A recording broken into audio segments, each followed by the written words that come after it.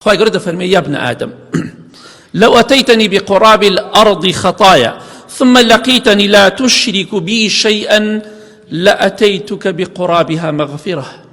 أي آدمي زاد أجر بيت بولاي من وبقريت بولاي من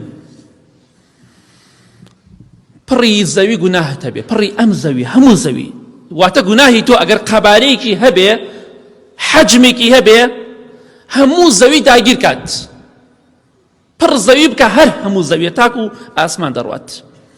ئەگەر تۆ بەڕاستی بگەڕێیتەوە بۆ لای من بە پڕی زەوی گوناه و تاوانەوە بێ بۆ لای من و بگەڕێیتەوە بۆ لای من، منیش بە پڕی زەویەوە بە لێخۆشبوون دێم بۆ لای تۆ.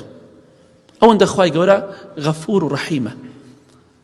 تاوانەکانت ئەپۆشێ بۆی هەر کاتێک بەپێی تاوانەکانت کە بۆ لای خوا دەگەڕێیتەوە بەپێی تاوانەکانت خوای گەورەش بەپێی حەجم و قەبارەی ئەو تاوانە بە لێخۆشبوونی خۆیەوە ڕوو دەکاتەوە و لێت خۆشە بێت.